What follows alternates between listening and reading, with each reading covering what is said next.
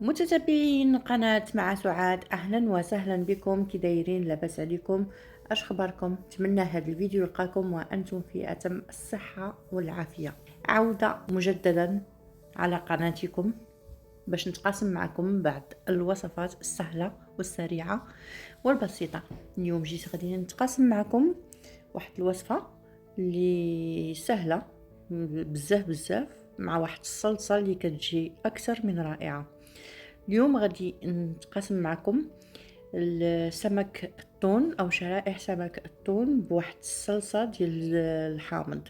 اذا كيف ما كتشوفوا قدامكم، اول حاجه عندي واحد المقيله اللي وضعت فيها واحد المكعبات ديال الزبده، خلطت معها القليل من الزيت،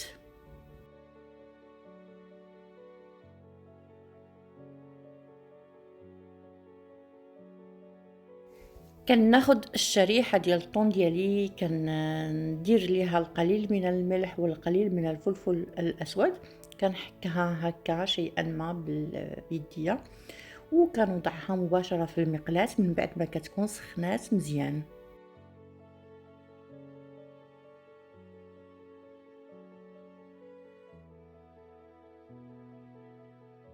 بالنسبه لسمك التون، اخواني اخواتي، واحد المعلومه اللي غادي نتقاسمها معكم، ربما بزاف الناس كيعرفوها وربما ايضا بزاف الناس ما كيعرفوهاش، هو ان سمك التون ما كيبغيش انه ياخد الطياب بزاف، والا غادي يجينا اللحم ديالو قاصح بزاف.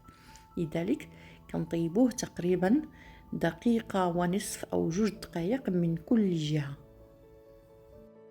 وكيف ما كتشوفوا اخواني اخواتي ايضا انني كنحاول نسقي هذيك الشريحه ديالي بالخليط ديال الزبده والزيت باش كيبقى ليا هذاك اللحم ديال التون رطب من الداخل.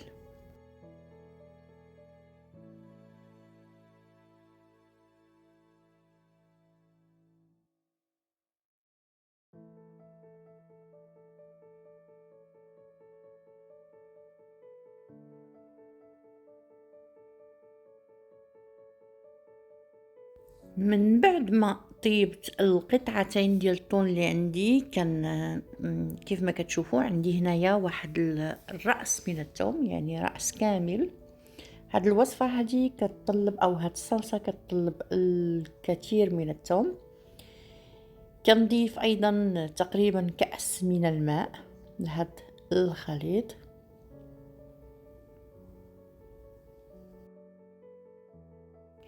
ثم كنضيف العصير ديال الليمونة حامضة، وتقريبا ملعقتين من خليط القزبر والمعدنوس، وكنعاود نرجع هادوك القطع ديال السمك ديالي لهاد الصلصه هذه اللي وجدت معكم، باش كتشرب من هاد الاضافات كلها اللي ضفت لهذيك الزبده.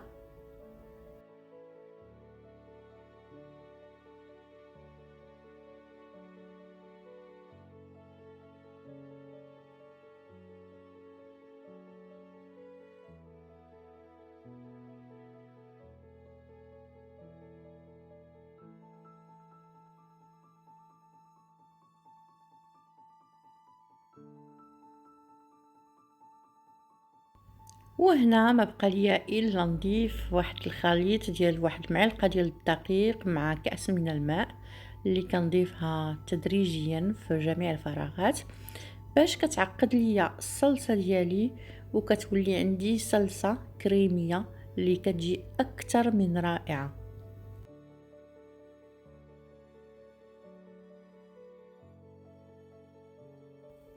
بالنسبه لهاد الوصفه كترافقوها باي حاجه كتحبوها. بالنسبه ليا رافقتها بلاريكو والسلطه ديال الفلفله حمراء مع البصله.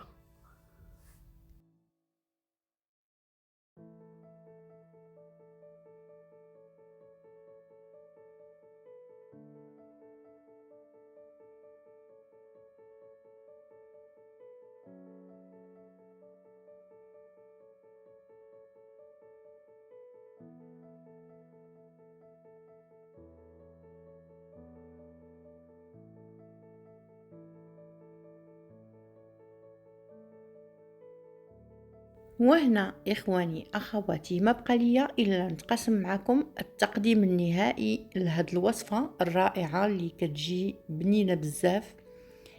كنغيروا على الحوت مقلي أو الحوت طاجين. وصفة مختلفة وكتجي رائعة. نتمنى الوصفة ديال اليوم تكون نالت الإعجاب ديالكم وتجربوها. لما لا، ما تنساوش تبارطاجيوها مع الأهل والأصدقاء ديالكم لتعم الفائدة. ونقول لكم إلى فيديو لاحق مع وصفة جديدة إن شاء الله، ودائما على قناتكم مع سعاد.